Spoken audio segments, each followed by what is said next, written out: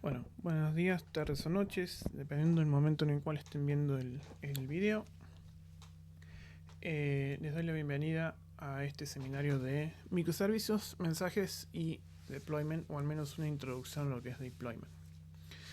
El objetivo de esta charla es ver un poco la introducción a lo que son una mirada un poco más profunda en los microservicios, la comunicación entre esos microservicios, ver unas estrategias de rate limiting, algunos aspectos de seguridad que, si bien estos se van a ampliar en otros tópicos, daremos una introducción. Haremos referencia a algunas bases de Docker y lo que es manejo de secretos y configuraciones de seguridad. Además de ver algunos detalles pertinentes a lo que es systemd. Bueno, nosotros ya hemos visto el porqué de los microservicios, ¿no? La evolución de las computadoras, la cantidad de operaciones que podemos llevar a cabo, nos lleva a pensar a los sistemas distribuidos como los sistemas en microservicios.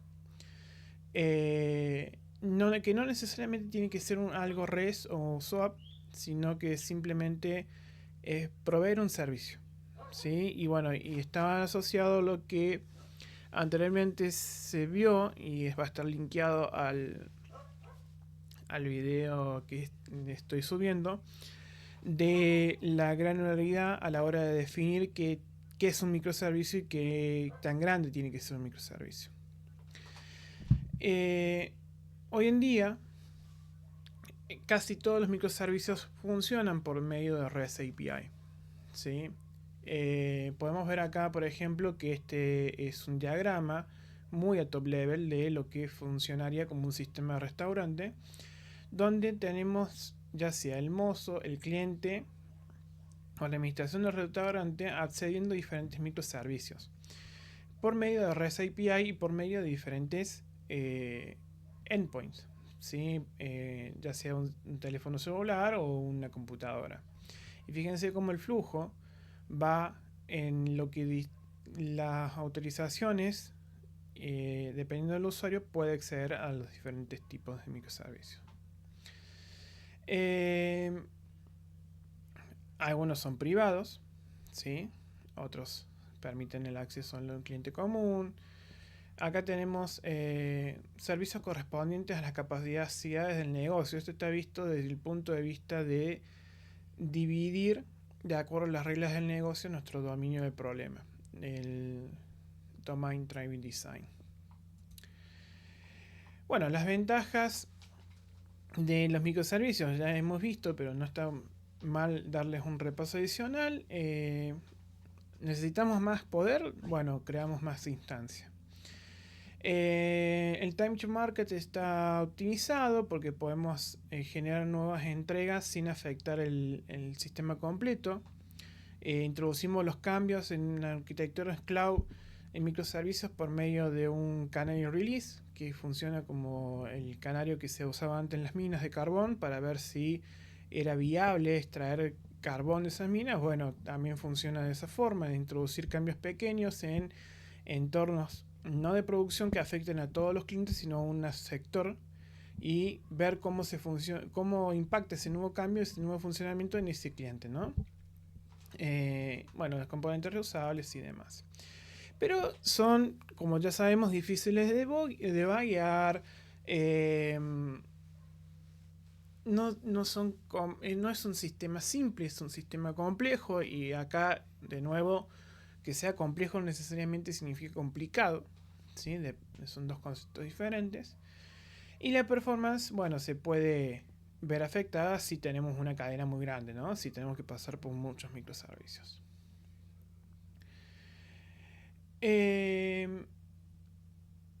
Los sistemas distribuidos son complejos de testear, de deployar y de comprender de forma completa por esta complejidad dinámica.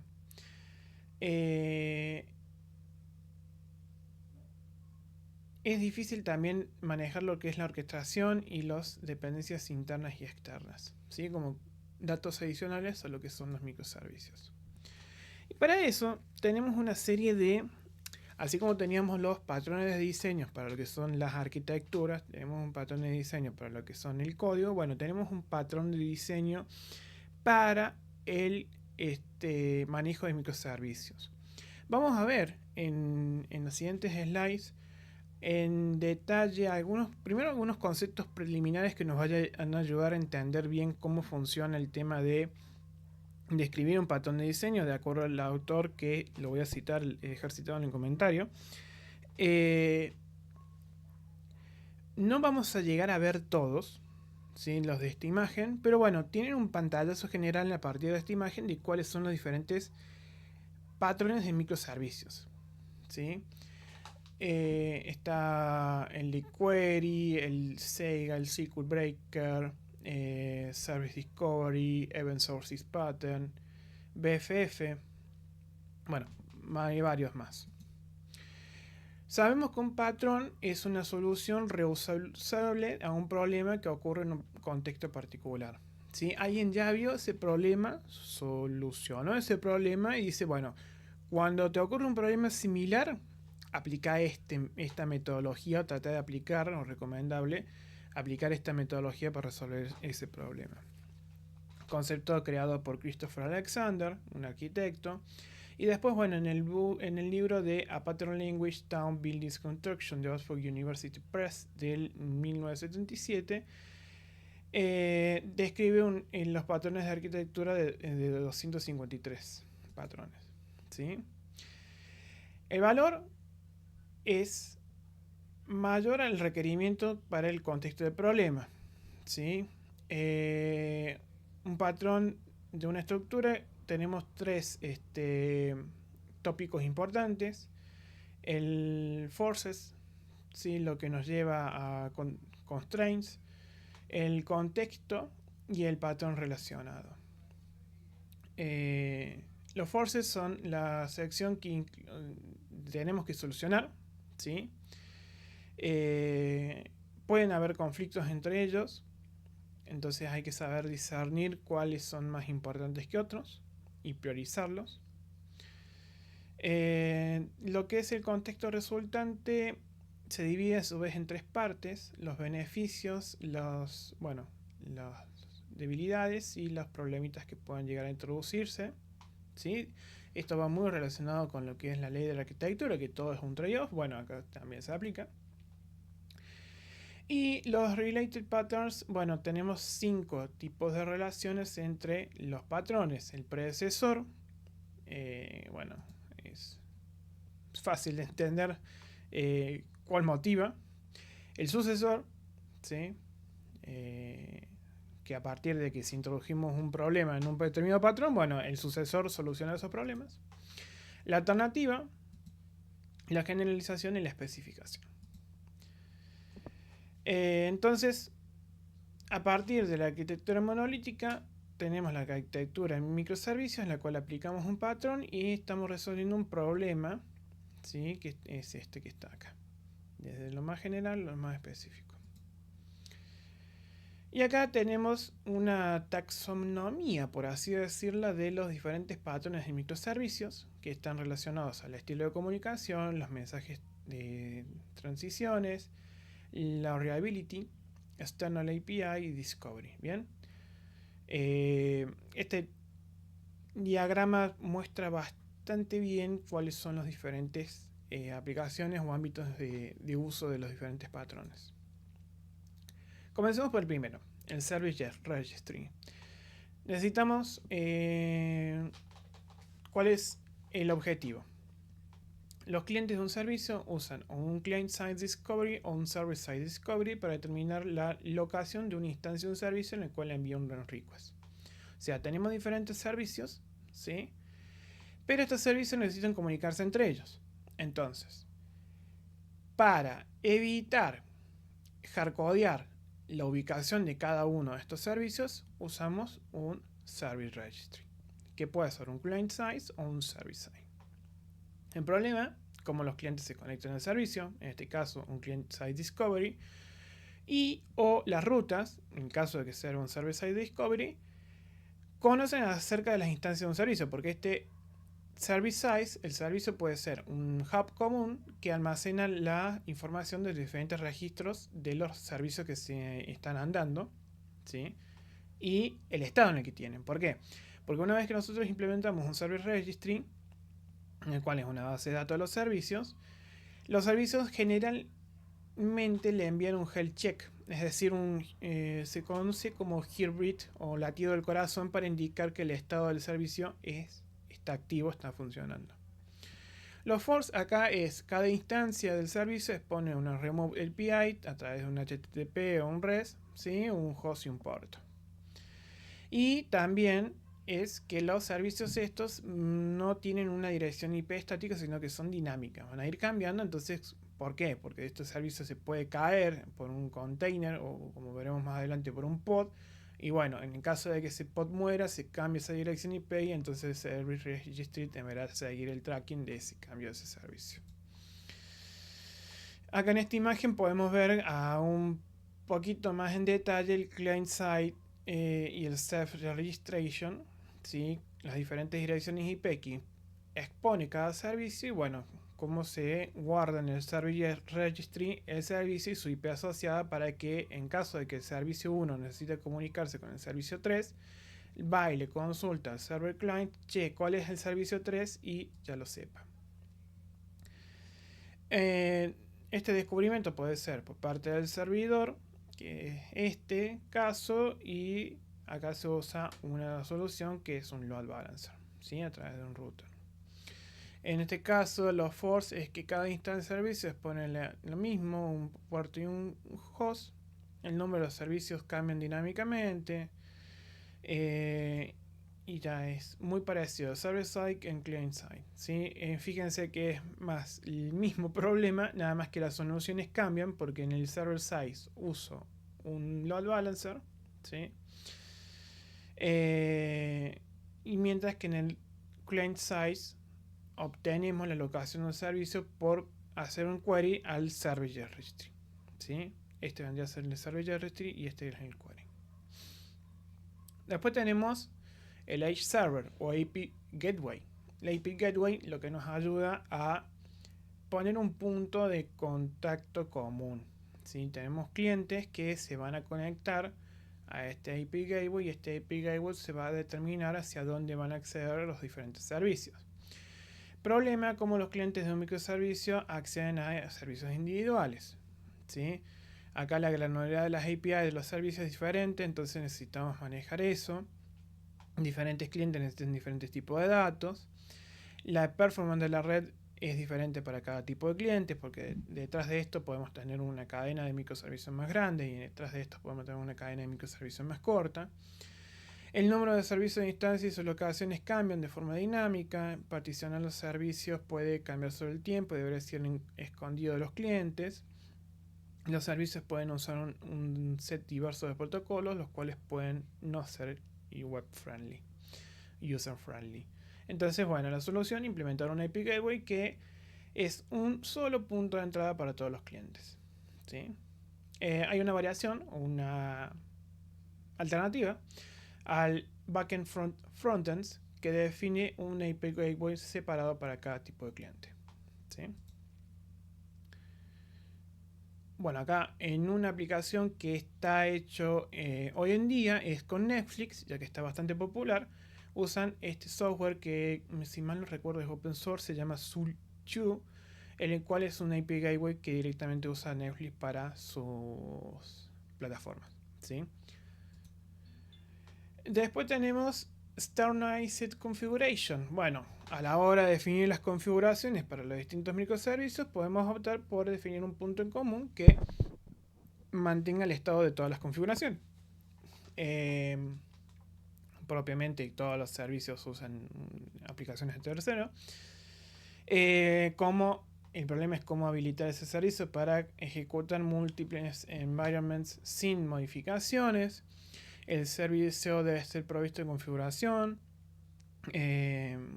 Tenemos que hacer lo que corre en diferentes environments, ya sea de development, de test, de QA, de staging, de production, sin necesidad de modificación o de recompilación. Y las diferentes environments tienen diferentes instancias o diferentes versiones de estos terceros servicios. Bueno, todo eso se centraliza en una external configuration, ¿sí? Una startup o revise service reads the configuration for external source, ya sea variables de entorno, etcétera, etcétera. O sea, fíjense que esto ya medio como que es una formalización a cuestiones que ya veníamos haciendo de usar variables de entorno y demás. Después tenemos el log aggregation. Tenemos aplicado un patrón de arquitectura. Este patrón consiste de múltiples servicios e instancias. Y bueno, como cada servicio genera información. Vamos a ver después que esto forma parte de uno de los tres pilares de la observabilidad. Espero lo he dicho bien. Y bueno, ¿cómo usamos los servicios? El log aggregation es un patrón que nos permite a nosotros encontrar información respecto de los logs, ¿sí? Acá vemos, por ejemplo, Fluentd, que es una aplicación encargada de hacer data collection, lo hace un buffering con Kafka. Hacemos un data aggregation and processing con Logstash, que esto es el EKL, es Elastic Kibana Log Stash, para hacer con Logstash Data Aggregation and Processing. Elastic nos permite el indexing and storage y Kibana nos permite el análisis and visualization de este log. Después tenemos el Distributed Tracing, que también viene a ser más o menos el mismo problema de los logs, pero el tracing, acuérdense que nos permiten de conocer los eventos y los timestamps asociados a cada evento, ¿no? Cómo se maneja ese request y por dónde pasa, ¿sí? Y el SQL Breaker. El SQL Breaker es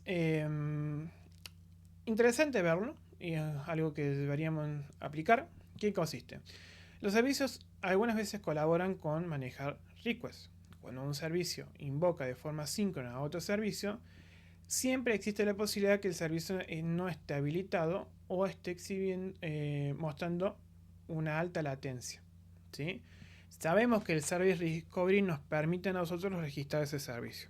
Supónganse, tengo 3 microservicios. El microservicio me manda el latido cada cierta cantidad de tiempo al Service Registry para decir estoy vivo. Pero puede darse el caso que se manda el latido y que el servicio caiga automáticamente después. Por lo tanto, en ese momento, si me llega una request que yo necesito acceder a ese servicio que está caído, ¿qué es lo que sucede? Bueno, como yo tengo una comunicación síncrona, acá los recursos pueden ser consumidos en un caller mientras esperan para que el otro servicio se responda. Esto puede dejar en un recurso exhaustivo, lo que puede hacer que sea imposible manejar otras requests. Puede provocar un efecto cascada. Entonces, ¿cuál es el problema? ¿Cómo prevenir que un servicio o una red produzca un efecto cascada? Bueno, la solución es un service client debería invocar a un servicio remoto vía un proxy. Y el proxy funciona en una manera simple y elegante como un circuito eléctrico o como una máquina de estado. Cuando el número de fallas consecutivas supera un determinado threshold, el SQL Breaker se rompe y para la duración del timeout del tiempo que intenta invocar el servicio, falla de forma inmediata. Después del timeout, expira el circuito breaker, permitiendo un número limitado de tests para pasar a través de esto. Si todas las requests suceden, bueno, el SQL Breaker reanorma su operación normal, si otro caso, si no, bueno, queda esperando ahí. Está cerrado, el circuito está, por eso se llama SQL Breaker, está cerrado, si ocurre una falla, se abre el circuito, no pasa la corriente. Si el timeout se reseteó, se abre un poco, se fija si se pueden, el servicio ya está de nuevo operativo. En el caso de que esté de nuevo operativo, se cierra el circuito. Y bueno, en caso de que no, se mantiene abierto. Y por último están los Reactive Microservices, que funcionan a través de el Reactive Manifiesto, publicado en 2014, que describe las características esenciales de los sistemas reactivos: Responsive, Resilience, Elasticity and Being Message Driver. Esto del Reactive Microservice funciona con los sistemas reactivos guiados por eventos. Esto es una imagen que está en el Reactive Manifesto, el Value from Means, ¿sí? Responsive, Resident, Message Driven, Static, Extensible and Maintainer. Bueno, y después todo lo que es Centralized Monitoring Alarms, todo lo que es referido a monitoreo, ¿sí? Que es Grafana y demás. Que acá lo podemos ver, ¿sí?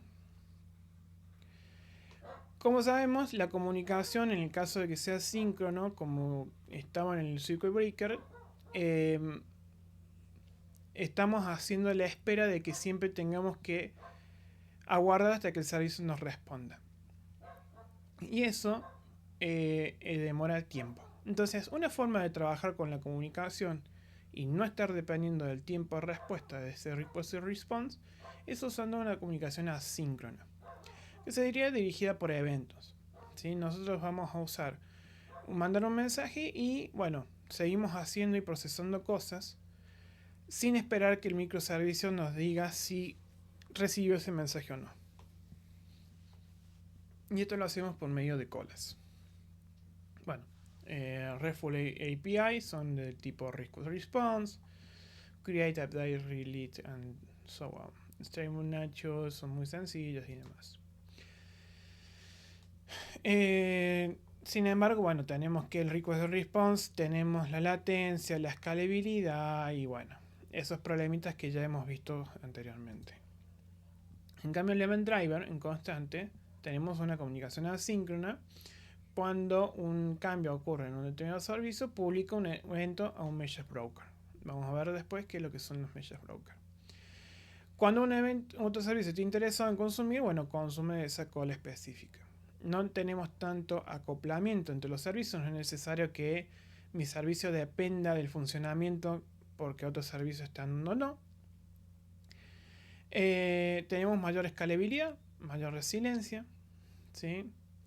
Y nos permite el procesamiento en tiempo real y respuestas a cambios de estado. Tenemos cuál es el agregado y nada es gratis, es más complejo de manejar. ¿Sí? ¿Por qué? Porque ya ahora ya no sabemos el punto a punto de dónde está el mensaje, sino que ya lo tenemos en una cola y entonces el flujo de eventos es difícil de traquear. El testing y el debugging puede ser más desafiante. Hay un potencial de inconsistencia de datos entre los public y los subscribers. Esto es como el patrón del observer, ¿sí? Entonces yo tengo un publish y un subscriber. Otra cosa es también la seguridad, ¿no? ¿Qué información va a estar en ese publish y en ese subscriber? ¿Qué datos van a haber ahí? Porque esa cola de información puede ser leída por alguien que no queremos que lea esos mensajes si están con datos sensibles sin ningún tipo de cuidado, ¿sí? Si la secuencia de eventos es crítica, también tenemos que tener en cuenta eso.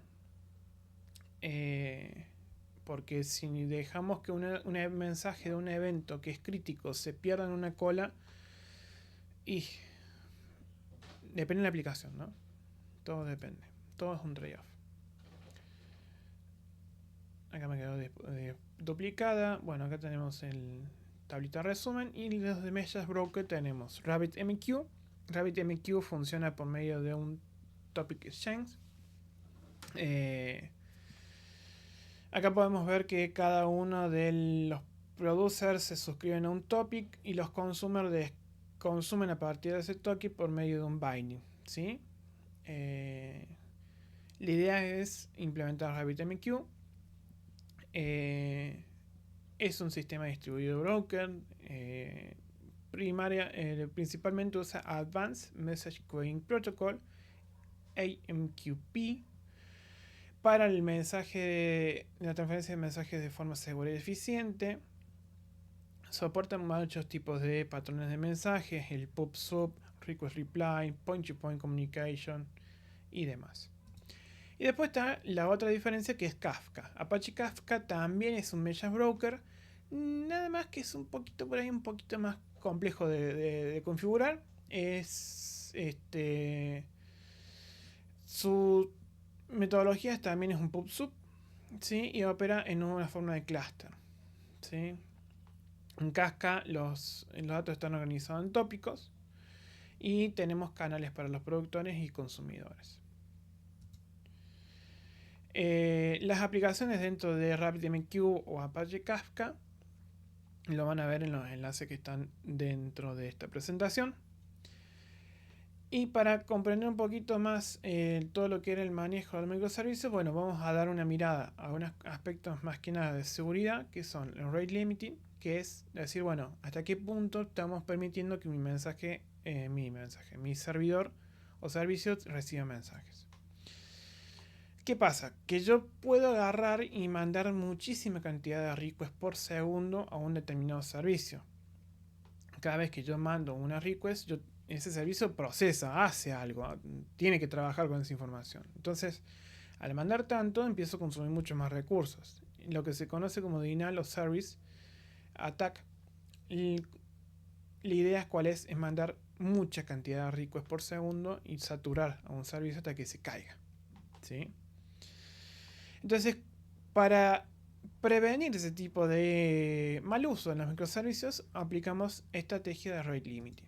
Y dentro de los rate limiting tenemos una que es el algoritmo de token bucket, que consiste en, bueno, cada vez que yo me llega una request, pongo un token en un bucket con una determinada capacidad y cada vez que se procesa de forma exitosa la request, saco un token y libero el bucket. Si el bucket está lleno, no proceso más requests y detengo ahí la ejecución, ¿sí? Es muy simple el algoritmo empleado. Y después, si no está la ventana deslizante, que acá a partir de cada request hacemos un log y vemos cada timestamp y nos fijamos si el tiempo que ocurre entre una request y la otra es menor a cierto threshold y vamos deslizando esa ventana para permitir mayor cantidad de requests o menor cantidad de requests. Esas implementaciones, esos algoritmos son bastante conocidos. El trade-off del bucket token es la experiencia del usuario. Es fácil de implementar, mientras que la ventana deslizante es un poco más compleja, ¿no? ¿Por qué? Porque tenemos que empezar a leer información con evento de log y procesar el tiempo, determinar si ese tiempo excede o no excede.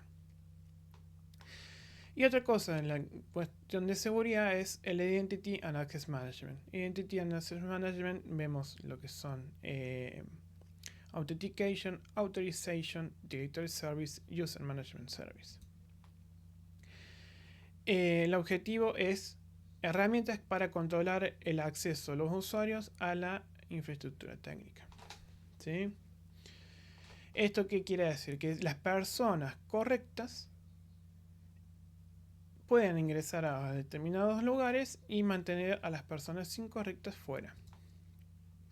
Todo esto se basa en el principio de Least Privileged Access, el cual es el componente principal. En el que dice este principio es acceder a lo que es lo mínimo e indispensable. No hay necesidad de darle más permisos a determinado usuario de los que los requieren.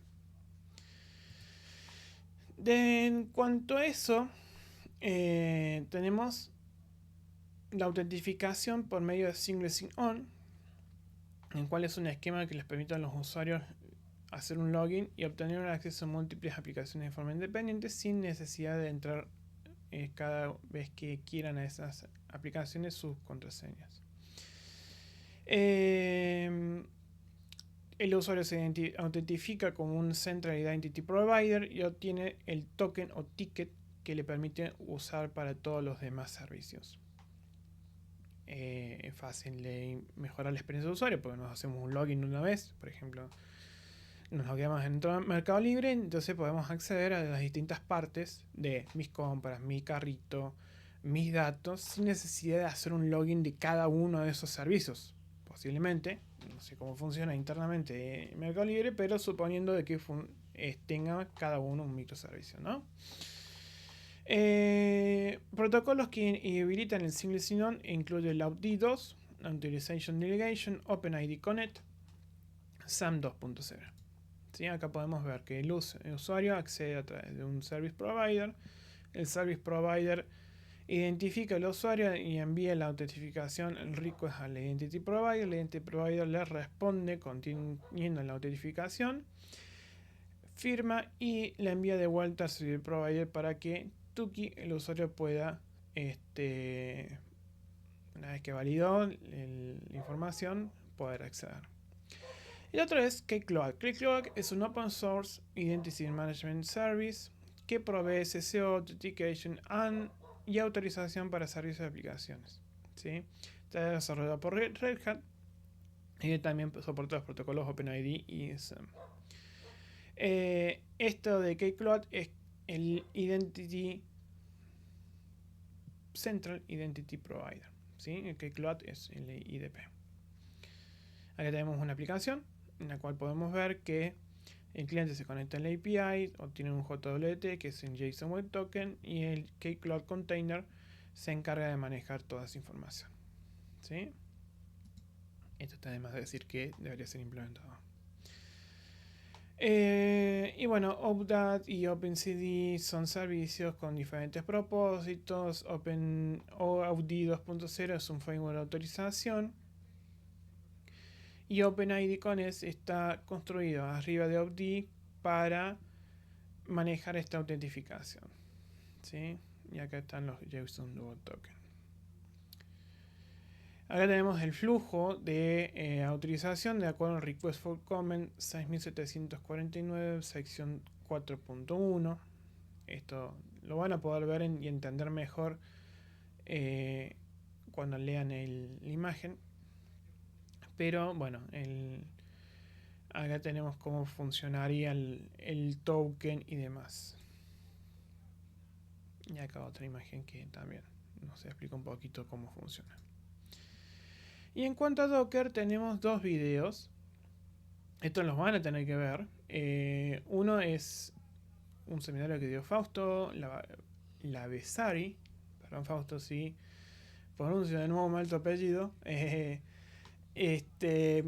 Fausto se mandó este tremendo seminario donde da todas las bases de Docker y donde también lo cita al querido amigo Peladoner, que bueno, también tiene un video muy interesante, muy lindo, que no dura mucho tiempo, dura 1 hora nomás, y da una base de bastante sólida en cuanto al funcionamiento básico de Docker. Eso queda como tarea para ustedes. Y después, para ir terminando, ir cerrando esto, bueno, sabemos que necesitamos los secretos que pueden ser la base en la contraseña de las bases de datos, la key del JW token que necesitamos para encriptar y demás. Bueno, ¿dónde guardamos todos esos secretos? Podemos usarlos en files, en var, tenemos Kubernetes Secrets and HashiCorp Vault, que incluye lo que es secretos estáticos y dinámicos. Los mkey, bueno, ya sabemos qué es lo que son. No hay mucho más que podamos decir al respecto. Más que el problemita es que a veces el mfile, el .m, se termina escapando, se termina yendo a GitHub. Y en el momento que va a GitHub, estamos en un problema. Porque ahí ya se subió toda la información en la nube. ¿Sí? Y hay muchas veces donde se liquean informaciones de base de datos, JWT y demás en GitHub. Pasó muchas veces. Entonces siempre hay que tenerlo dentro del Git Ignore, ¿sí? Y tener uno para, bueno, cuando es producción y cuando es desarrollo. Después tenemos Kubernetes, que provee un servicio secreto para almacenar una pequeña cantidad de datos sensibles, ¿sí? Vamos a ver desde el próximo escenario qué es lo que son los config pack. Estos están en base 64, eso no quiere decir que estén 100% seguros, sino que es un hashing muy simple. Y bueno, está centralizado, lo cual, bueno, evita todo el movimiento de información, y las contras, bueno, que son no seguros. ¿Sí? Y el Vault es un secret management que provee facilidades de seguridad. Ya acá sí tenemos encriptación y políticas de acceso más finas. Hay diferentes formas de acceder al Vault.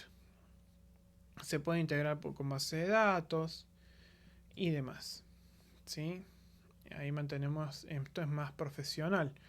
Las credenciales tienen un TTL, Time to Live, y expiran después de cierto punto. Y por último, para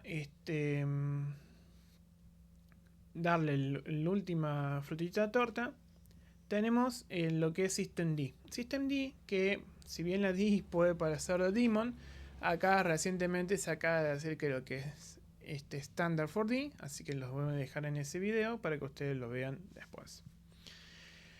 Systemd es el encargado de manejar la ejecución de los procesos apenas inicia la máquina. Es el sucesorio de init. Todos estos servicios que inician con la Core Linux están en etc Systemd System. Desde el 2011 se sigue usando como el estándar, ya que anteriormente se usaba init. ¿Sí? Es el padre de todos los otros procesos, maneja los servicios y otros recursos, y el proceso de starting es el BIOS, el bootloader, el kernel y el init, que ahora es Systemd. Es el PID 1. ¿Sí? Es el primer proceso que se inicia cuando nosotros boteamos en Linux. Systemd es una unidad de recursos que permite al usuario conocer cómo operar y manejar esto, y esto nos provee una interfaz que es systemctl, que nos permite systemctl, start, enable, restart, stop, etcétera, etcétera, etcétera. ¿Sí? Y para hacer debugging, journal control. Bueno, acá podemos ver los diferentes daemons, utilities, target, core, libraries, kernel, and so on.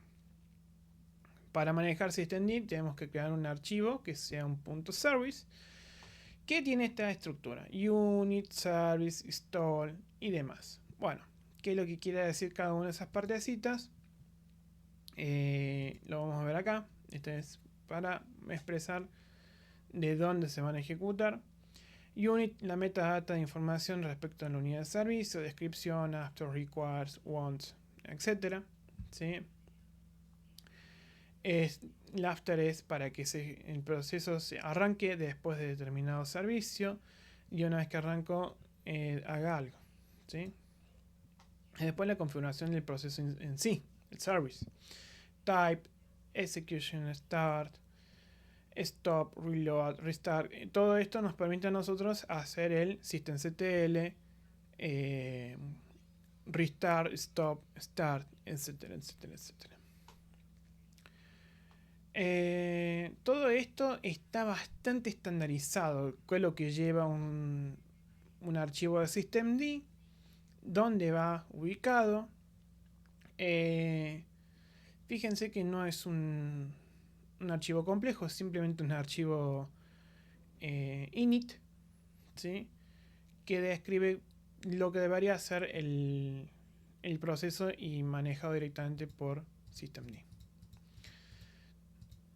Bueno, con eso podemos dar por concluido esta segunda parte de todo lo que es microservicios. Hay muchas cosas que van a quedar presentes en la diapositiva que viene acompañada con el video, así que es recomendable que expandan mucho más el conocimiento que yo les traté de brindar en estos 40 minutos de video con esas presentaciones. Y bueno, como siempre, cualquier comentario, duda que tengan, por favor, háganlo saber. Nos estamos viendo en la próxima.